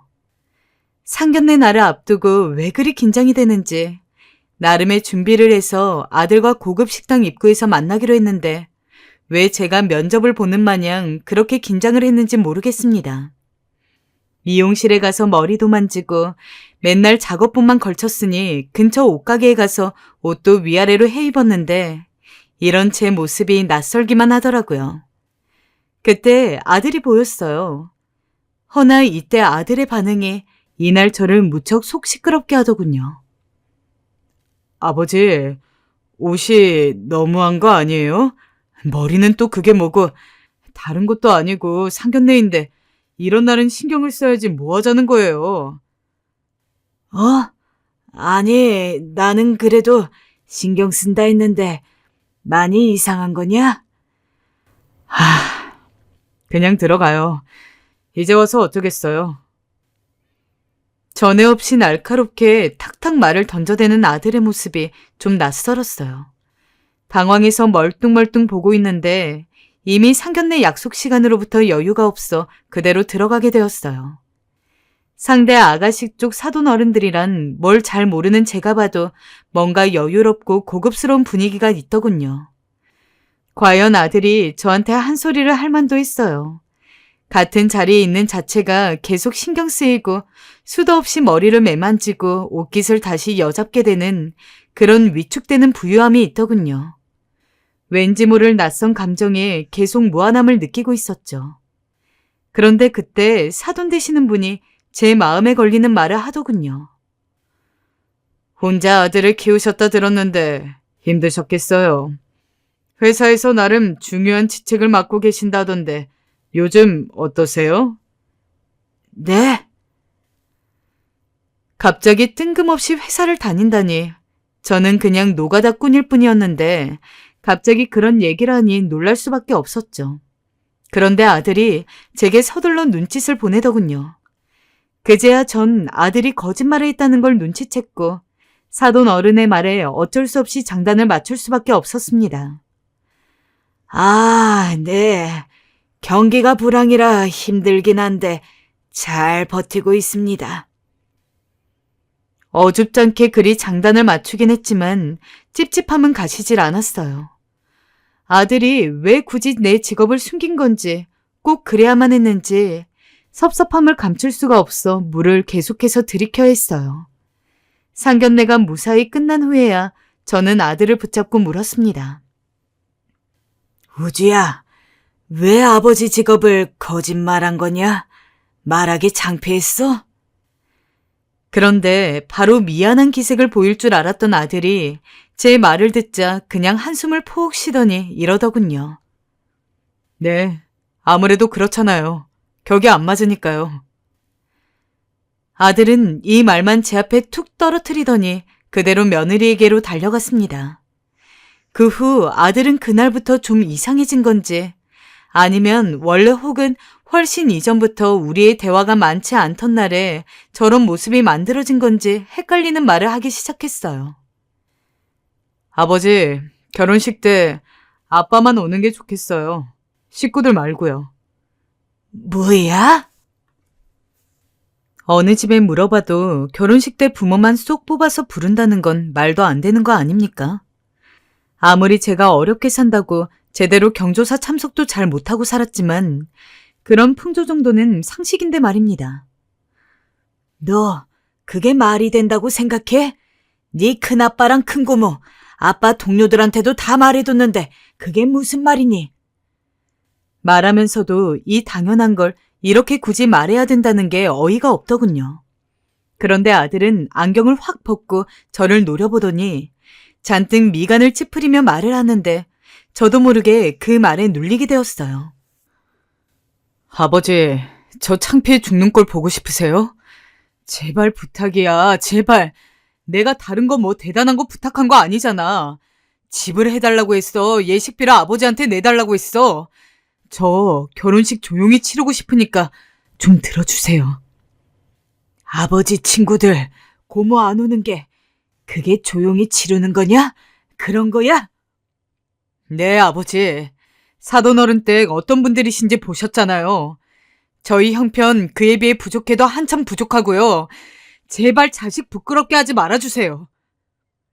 너, 내 아들 맞니? 사실 당장 아들이 살 신혼집을 줄 수 있는 형편도 못 되었고 모든 걸 혼자 알아서 하겠다는 그 말에 미안한 마음뿐이었어요. 그런데 아무리 그래도 저에게 이렇게 못되게 구는 아들을 보니 너무 속이 상하더군요. 그래서 그날은 저도 참지 못하고 아들과 한판 크게 붙게 되었습니다. 너 어쩜 그럴 수가 있냐? 아니 아버지가 창피한 건 그렇다 치자. 우리 집이 그 집안이랑 수준이 안 맞는 것도 어쩔 수 없다 쳐. 근데 아버지 가족들, 동료들까지 그렇게 네 뜻대로 낮춰야 속이 시원하겠어? 내가 널 그리 키웠냐? 오라통이 터질 것 같은 걸 겨우 참고 이은 말이었어요. 근데 아들은 여기에 대고 차가운 목소리로 제가 쉬이 받아들이기 힘든 충격적인 말을 던지더군요. 아버지, 제가 왜 의사가 된 줄 아세요? 가난에서 벗어나고 싶어서 이 집구석에서 벗어나려고 의사 된 거예요. 그렇게 해서 겨우 의사 돼서 이제야 저에게 맞는 집안 여자 만나서 결혼하게 됐는데 아버지가 그걸 또 망치려 들어요? 아버지가 정말 제 아버지면 더 이상 자식 앞길은 망치지 마세요. 지금껏 아버지랑 인연 끊지 않고 이렇게 연락하고 지내온 것에 감사하게 생각하시라고요. 아들이 던진 말은 너무나 충격적이어서 그만 앞이 어질거려 비틀거리고 말았습니다. 아들은 그런 절 보더니 자신이 지금껏 가난으로 인해 겪은 수치심, 모멸감들을 우르르 한꺼번에 털어놓더라고요.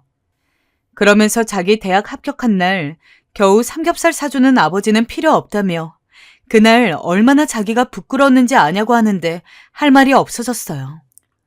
그날 이후 저는 뭔가 나사가 하나 빠져버렸어요. 뭔가 이상하게 돌아간다는 생각이 들어도 뭐라 이 기분을 설명할 길이 없었습니다. 집에서 술로 마음을 달래는 수밖에요. 제가 키운 아들이 맞나 하는 의구심을 가지면서요. 결국 제 가족들이나 지인들에게는 아들이 홀로 조용히 혼인신고만 하고 산다고 말하고 혼자 엉엉 울었죠. 그렇게 해서 드디어 결혼식 날이 되었고 저는 전날까지도 썩 잠이 오지 않았고 왠지 좀 서글픈 기분이 되었어요. 일단은 그날 미리 백화점에서 사둔 양복을 입고 머리를 다시 하고 일찍 식장에 도착했어요. 며느리도 제대로 얼굴을 못 봤으니 인사도 해야겠고 영 찝찝한 마음으로 들어서게 되었는데요. 아들은 저를 보자마자 바로 뛰어오더군요. 잘 차려입고 환칠하게 꾸민 것을 보니 정말 여느 부잣집 아들 못지않게 참 잘났다 싶어 씁쓸하게 보는데 바로 저를 데리고 한쪽 대기실로 가더군요. 아버지, 누구든 아버지한테 와서 인사하면 그냥 악수만 하고 그 이상 말 더 이어가면 안 돼요. 알았죠? 뭐라고? 아니, 왜 그래야 하는 거냐? 그냥 그러라면 그렇게 하세요. 대체 왜 아비인 제가 이렇게까지 아들 결혼식에서 이런 모습으로 있어야 한다는 건가요?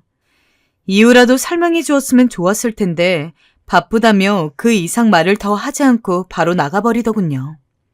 결국 어쩔 수 없이 저는 앵무새처럼 아들이 부탁한 대로 악수만 하고 감사 인사만 짧게 전했어요. 이건 마치 고깃집 앞에서 움직이며 인사하는 오뚜기 인형이랑 다를 게 없는 꼴이더군요. 차라리 안 오는 게 더 나았을까 싶을 정도로 참 기분이 이상했습니다. 나중에 나가는 길 아무래도 마음이 개운치 않아서 아들을 불렀어요. 대체 내가 왜 이렇게 해야 하냐고 물었는데요. 아까 아버지랑 인사한 사람들은 하객 알바하는 분들이에요. 내가 아주 급하게 불러서 쓴 거예요. 쓸데없는 얘기 안 했죠? 뭐? 하객 알바? 돈 받고 하객인 척 하는 거예요. 아무튼 쓸데없는 얘기 안 한 거 맞죠? 일단은 얼른 집으로 가셔요. 다시 연락할게요. 도대체 이날 제가 뭘 위해서 서 있던 건지 나야말로 그 알바인가 뭔가 하는 사람들이랑 다를 것도 없는 거 아닙니까? 버스를 타고 그냥 창밖만 보면서 돌아오는데 말로 표현이 안 될 정도로 감정이 복받치더군요. 아들이 그렇게 해달라고 하냐 한 것뿐이지만 왜 그렇게 어이없이 눈물이 났던 걸까요? 새삼 한심하게 내가 자기를 키우려고 얼마나 고생을 했고 땡볕 아래 땀으로 목욕을 해가면서 돈을 벌고 먹였는데 하며 온갖 생각들이 치받치더군요. 그러면서도 다시 꾹꾹 누르기를 연속하며 왠지 모를 토할 것 같은 기분으로 빈집에 들어왔어요. 좀 시간이 지나 아들에게 연락이 왔고 저는 이미 마음이 꽤나 상해 있어 곱게 받지 않게 되더군요. 왜 연락했냐? 아버지, 잘 들어가셨죠? 고생하셨네. 뒤처리하느라고 바빴어요. 수고하셨으니 용돈 보내드릴게요. 아들은 마치 수고비를 준다는 듯 제게 돈을 입금해준다고 하더라고요. 정말 성의 없이 제 할 말만 하고 끊어버리는 바람에 제가 상처받았던 상황들에 대해 한마디도 풀지 못했어요. 그런데 이후로 참 이상한 것이 일주일이 지나고 2주가 지나고 한 달이 돼도 아들의 연락은 거의 없었어요. 아니 어쩌면 예상했어야 할 상황일지도 모르죠. 그나마 기억나는 게 명절 때 전화가 왔고 둘이 번갈아가며 아주 짧은 몇 초 정도의 인사만 할 뿐 못 가서 미안하다며 용돈을 보내겠단 말만 하더군요. 그리고 얼마 지나서 확인해보니 용돈도 보내지 않았어요. 설마 내 예상이 맞을까 싶어 겨우 며칠을 고민하다가 전화를 걸었는데 알면서도 그날 저는 적잖은 충격을 받게 되었습니다. 몇 번이나 다시 누르고 전화 버튼을 눌러도 돌아오는 답은 같았어요. 지금 건 번호는 없는 번호라는 말이요. 나중에는 계속 누르다 못해 화로 번져서 이불에 전화기를 내동댕이 칠 정도로 아들이 저를 일방적으로 그렇게 무참히 단절해버린 현실은 정말 말이 안 되는 상황이었어요. 제가 대체 뭘 잘못했다고, 아니 우리 사이에 무슨 일이 그렇게 있었다고 저를 그렇게 마네킹도 못하게 취급을 한 데다가 연락까지 끊어버린 거랍니까? 제 쪽에서는 아무리 아들 쪽에 연락을 하려고 해봤자 방법이 없었어요. 믿어지시나요? 저는 그 상태로 2년이 넘도록 아들과 며느리 쪽에 아무런 무엇도 없이 지내야만 했습니다. 한마디로 인연이 끊긴 거죠. 그렇게 지내는 동안 저는 가히 제정신이 아니었고 매일을 술 없이는 잠을 잘 수가 없었어요. 입맛도 없고 속 아프게 술만 들이마시느라 가끔 정신이 아찔한 날도 있었어요.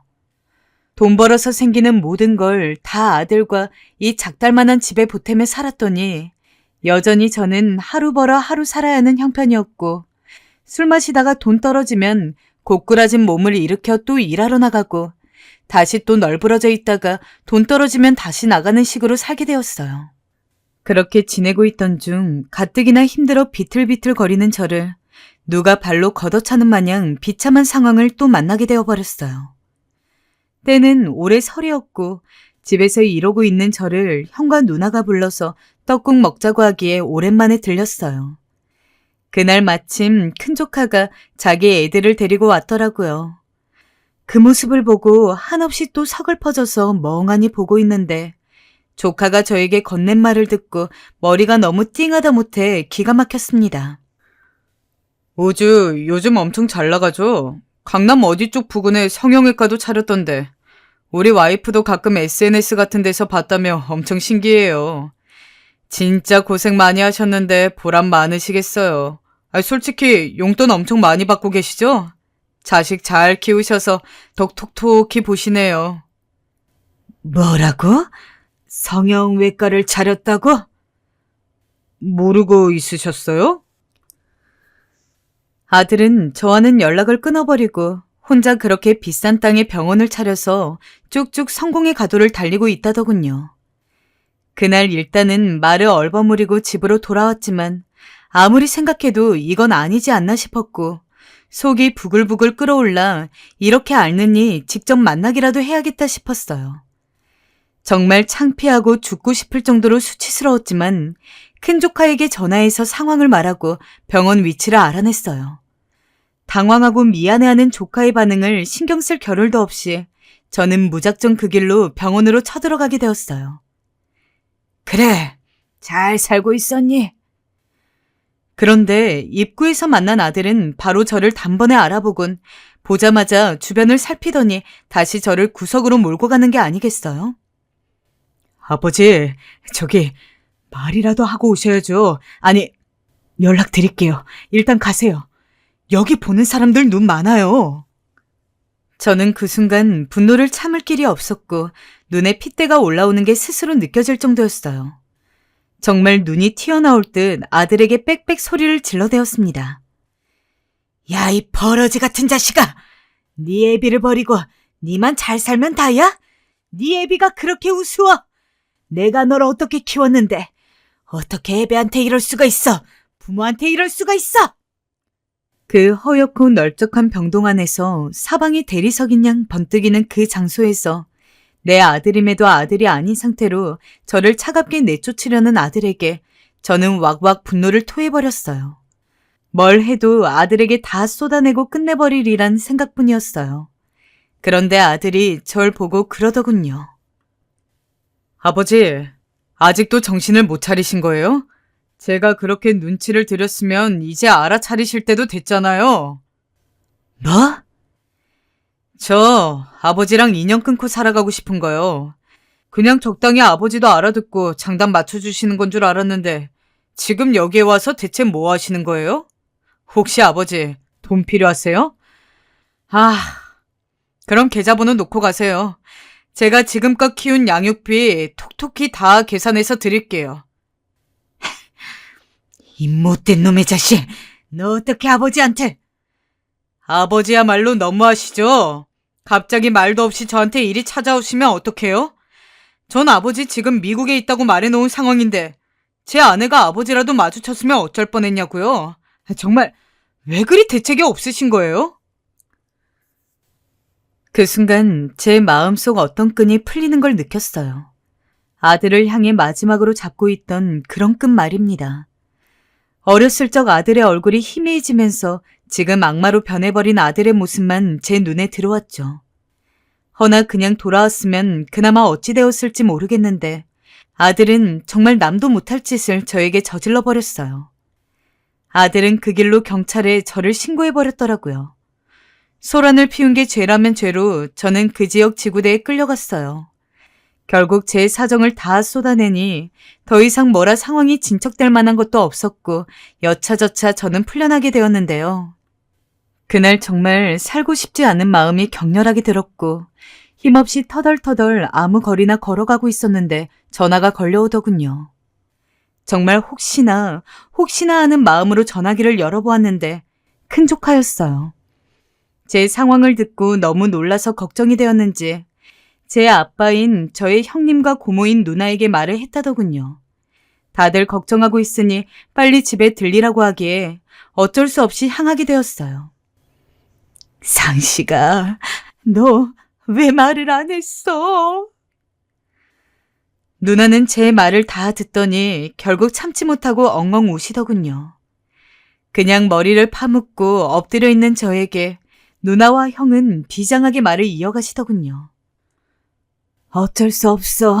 기범이와 다시 아들과 아빠 노릇을 하며 살아가긴 이제 틀렸다고 보인다. 그래도 어쩌겠니? 너는 당연히 받을 건 받아야 해. 제 애비가 엄마 없이 그렇게 고생해서 키운 걸 알면서 지 혼자 자란 줄 알다니 찬벌을 받아야 하는데 그건 너도 애비로서 그것까진 바라지 않잖아. 그럼 네가 애를 그만큼 키우는 값이라도 받아. 그건 당연히 네가 요구할 만한 거야. 하지만 전 고개를 내저었어요. 이 이상 아들과 더 나를 세우고 뭘 하고 싶지도 않았고 그냥 저도 인연을 끊고 살고 싶었어요. 그래서 이젠 내게 아들이 없다 생각하고 그렇게 하루하루를 살기 시작했어요. 솔직히 지금껏 아들에게 들어간 돈이 컸던 만큼 저를 위한 노후는 아무것도 없었어요. 뭐라도 해야 돈을 벌어야 할 처지였죠. 오히려 그런 냉혹한 현실이 다시 저를 눈뜨고 살게 하더라고요.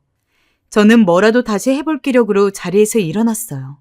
그런데 그때 누나가 제게 나이도 들었고 이제 몸 쓰는 일은 힘들 거라며 적지 않은 돈을 건네더군요. 얼마 안 되지만 그래도 이거로 뭐라도 시작해볼 수 있을 거야, 성씨가. 고마워, 누나. 저는 눈물로 그 돈을 받았고 그 돈으로 작은 돈가스 가게를 하나 차렸습니다. 대단한 수익을 바라고 시작한 가게는 아니었지만 늘 몸쓰는 일을 하면서 자주 먹었던 음식이 돈가스이기도 하고 나중에 이런 가게 하나쯤 내보는 게 소원이라면 소원이었거든요. 평생 해왔던 게 몸 쓰는 일이라 식당 일이 낯설긴 했지만 아무래도 제가 해보고 싶은 걸 해서 그런지 저도 열정이라는 게 생기더라고요. 다행히 그때 지금의 제 처를 만났고 아르바이트생으로 들어온 아내가 제게 여러 조언들을 해주었습니다. 식당 경영에 대한 거라든지 음식 요리법이라든지 이런 것들을 아내에게 많은 도움을 받았어요. 그러다 보니 작은 가게로 시작했던 것이 어느덧 점점 확장을 해나가더니 손님들이 줄을 서야 먹을 수 있는 가게가 되어버렸죠. 이걸 보면 아내가 가장 흐뭇해했고요. 저는 누나에게 빌린 돈을 갚고도 넉넉할 만큼 돈을 많이 벌게 되었습니다. 그리고 가게가 2호점, 3호점을 내게 되었을 즈음 지금의 아내에게 프로포즈를 내 결혼을 하게 되었습니다. 가족만 초대한 조촐한 결혼식이었지만 결혼식에 물론 아들은 초대하지 않았습니다. 아내도 이미 제 사정을 들은 터라 이해해 주었고요. 아내에겐 전 남편 사이에서 낳은 자식들이 2명이 있었는데 그 자식들이 참 착했어요. 가게가 바쁠 때 저희 가게에 와서 자기들 사정 내팽개치고 일을 많이 도와주었거든요. 제 아들과는 달라도 너무 달랐죠. 그런 면에선 아내가 새삼 부럽더랍니다. 저는 아내의 다 큰 자식들도 어쨌든 한 식구이니 잘해줘야겠다는 생각으로 애들 여행도 보내주고 함께 식사하는 자리도 많이 만들었습니다. 아이들은 저를 잘 따라주었고 자기 엄마 행복하게 해주는 제게 고맙다며 효도도 하더랍니다. 그렇게 저는 아이들과 한 식구가 되어가는 듯 했어요. 제가 아들과 다시 마주한 그날도 아이들과 함께 좋은 레스토랑에서 식사를 하고 있던 날이었어요. 아저씨 덕분에 엄마 얼굴이 많이 피었어요. 가게도 잘 돼서 너무 다행이에요. 다 너희들 덕분이다. 아저씨가 용돈 입금해 줄 테니 옷이라도 한 벌 사입고 그래라. 에이, 아니에요. 지금껏 많이 주셨잖아요. 안 받아도 돼요. 제가 주겠다 해도 기필코 손사래를 치며 거절하는 착한 아이들이었어요. 그렇게 그날도 작은 실랑이가 이어지고 있었는데 그런데 갑자기 레스토랑 입구 쪽에서 큰 소리가 나더라고요. 아니, 여기 또 들어오시면 안 된다 했잖아요. 나가세요. 손님들도 곧바로 그 목소리에 놀라 그쪽을 돌아봤고 저희 가족도 그쪽을 보게 되었는데 그만 저는 말을 잇지 못하고 포크를 떨어뜨리고 말았어요. 직원이 어떤 노숙자같이 생긴 남자에게 소리를 버럭버럭 지르고 있었는데 그 남자가 다름 아닌 제 아들이었기 때문이었죠. 경찰 부를 거예요. 나가주세요. 밥 좀 주세요. 저는 직원과 아들이 그렇게 말이 오가는 곳을 뚜벅뚜벅 걸어가 상황을 확인하게 되었어요.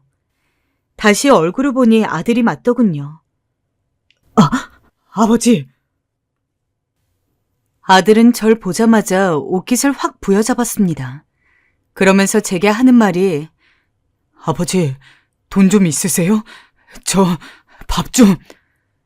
하더라고요.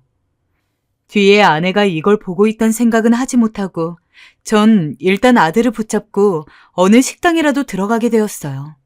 아들은 하나에 5,000원 하는 우동을 그리도 맛있게 후루룩 먹더군요. 그릇까지 집어삼킬 기세로 그렇게 먹더니 갑자기 제게 미안한 얼굴로 김밥도 시켜도 되냐 묻더라고요. 감사합니다, 아버지. 저에게 격떨어진다며 가족도 초대 못하게 하던 아들이 5,000원도 없어 이런 거짓 신세가 되었다니 눈으로 보고도 믿을 수가 없어 저는 한참을 멀뚱히 아들이 먹는 모습을 보았어요. 아들이 밥을 먹은 후엔 이제 어찌 된 일인지 알아야 했어요. 그래서 무슨 일이었는지 물었죠. 아들은 한참을 망설이다 이내 고개를 떨구더니 말을 이어갔어요. 의료사고가 있었어요. 세간엔 잘 알려지지 않았어요. 병원 측에서 철저히 비밀로 붙이려 했으니까요. 제가 환자 한 명을 그만 완전히 망가뜨렸어요. 그 때문에 돈도 잃고 면허도 잃었고요. 아내는 이미 진즉에 바람이 나 있는 상태였는데 제가 이런 일까지 당하니 바로 이혼하자 하더라고요. 그래서 이렇게 폐인이 되어서 살게 된 거예요. 벌써 1년이네요. 기가 막혔습니다. 그러고 보니 아들 병원에서 의료사고가 났다는 기사를 본 것 같기도 했어요. 그나마도 가물가물했죠. 아들이 그런 일을 저지르고 일이 살고 있을 줄이야 꿈에도 몰랐죠. 솔직히 말해 어떤 말을 해줘야 할지 몰랐습니다. 아들은 눈물을 흘리며 제게 죄송하단 말만 반복하더라고요. 죄송합니다, 아버지. 제가 쓰레기였어요. 아버지에게 너무 큰 죄를 저질렀어요. 이제 와서 용서해달란 말은 하지 않을게요. 그럴 자격도 없으니까요. 근데 문득 아들 얼굴을 보니 아들이 했던 말들이 생각나면서 불쑥 화가 치밀어 오르더군요. 부모 버리고 갔으면 잘 살기라도 할 것이지 왜 또 이런 모습으로 나타나 마음을 심란하게 하는 건지. 감정이 끌어올라 그만 분을 터뜨렸어요. 아들은 제가 화내는 걸 그대로 묵묵히 듣고 있더라고요. 그러다 아들은 무릎을 꿇었고 저는 아들을 얼싸안고 울게 됐어요. 아들도 아이처럼 제 어깨에 기대어 죄송하다며 엉엉 울었고요. 그 후 믿기지 않으시겠지만 아들은 저희 집에서 지내게 됐어요. 여보, 미안해. 불편할 텐데 내가 작은 방 하나 구해서 곧 내보낼게. 아니에요. 당신한테 어찌됐든 아들이잖아요. 일단 화해하는 게 우선이에요. 아내가 아들이 있는 걸 허락해준 덕분이에요. 미운 놈이지만 아들은 이 집에 들러붙고 사는 게 미안한지 제 가게에 나가서 일도 하고 집안일도 하고 그러면서 6개월째 지내고 있습니다. 솔직히 아들 생각이 안 났다면 거짓말이에요. 인연을 끊고 나서도 여러 생각들을 하게 되었습니다. 어릴 적에 밖에 일 다니느라 아들을 혼자 집에 놔두고 외롭게 했던 것이 이런 결과를 자초하게 한 것일까?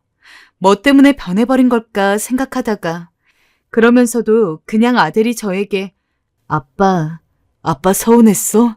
미안해 하면서 팔만 조금이라도 뻗어주었으면 좋겠는데 아니 그런 거 다 필요 없이 그냥 아빠 하고 저를 바라봐주기만 했으면 좋겠다고 생각했죠. 하지만 저에게 너무 못된 짓을 했던 아들이었기에 그런 생각마저 자존심이 허락하지 않았어요. 그래서 그런지 지금 아들과 이렇게 지내고 있는 지금 솔직히 썩 나쁘지 않아요. 아직 서로 간의 상처도 있고 저도 아들에게 남은 감정이 있다 보니 아들을 다 받아들이진 못했지만 그래도 이대로 한번 붙들고 살아보려고요. 제 선택 이해해 주시는 분들도 있을 테고 그러지 않으시는 분들도 있을 테지만 그래도 좋은 시선으로 봐주셨으면 하네요. 지금까지 이야기 들어주셔서 감사하고 여러분들의 가정엔 부디 좋은 일만 일어나길 간절히 바라고 있겠습니다.